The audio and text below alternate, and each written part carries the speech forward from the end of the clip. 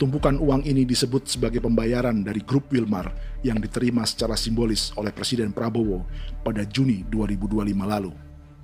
Tapi peran raksasa biodiesel dan bioetanol dunia ini belum akan surut di Indonesia.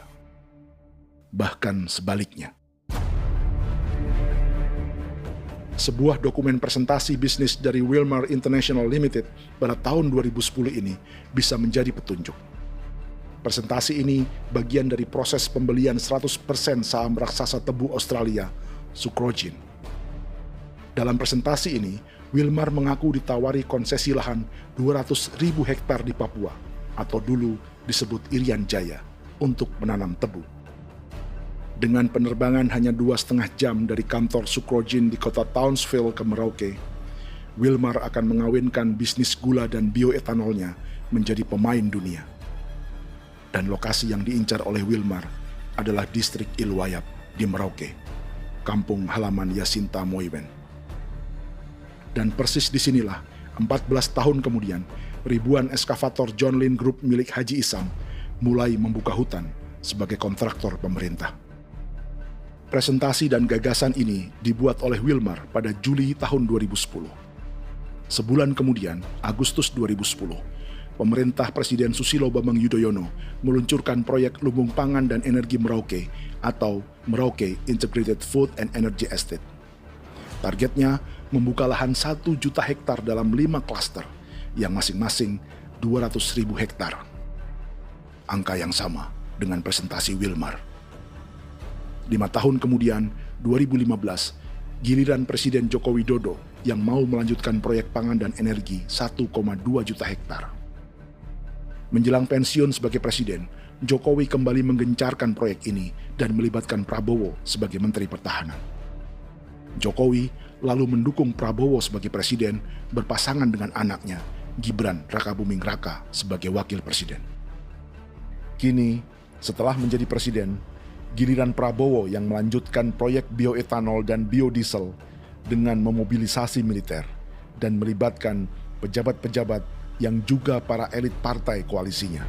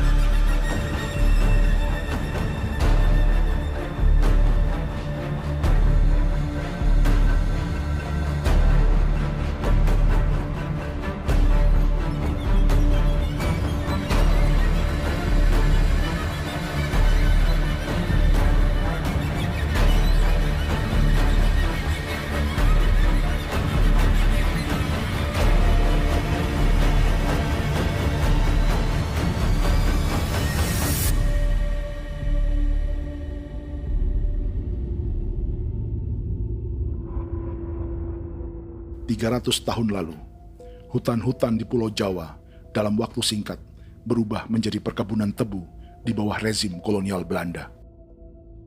Orang Jawa menjadi buruh dan petaninya dipaksa menanam tebu. Dari kolonialisme dan politik tanam paksa itu, Belanda memperkaya negara dan para investornya.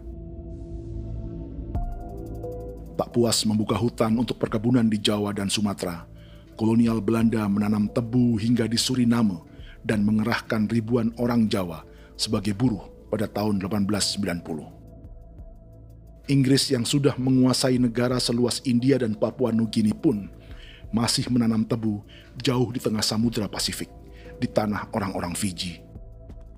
Lalu memindahkan puluhan ribu orang India menjadi buruh di sana. 200 tahun sebelumnya, ratusan ribu orang Afrika bahkan diperbudak untuk bekerja di perkebunan-perkebunan tebu Spanyol dari selatan Eropa hingga Karibia, Kuba, atau Jamaika. Jika dulu tebu menjadi gula atau emas putih, kini cerita kolonialisme tebu berlanjut di Papua untuk bahan bakar nabati atau bioetanol. Dan seperti semua cerita tentang kolonialisme, akan ada yang berpesta dan ada yang membayar. Dalam setiap cerita pesta kolonialisme, baik di Jawa, Karibia, atau di Papua, selalu melibatkan para elit lokal, dari pejabat, perwira, hingga agamawan. Tapi dalam setiap kolonialisme, juga selalu ada cerita tentang mereka yang mempertahankan diri dan melawan.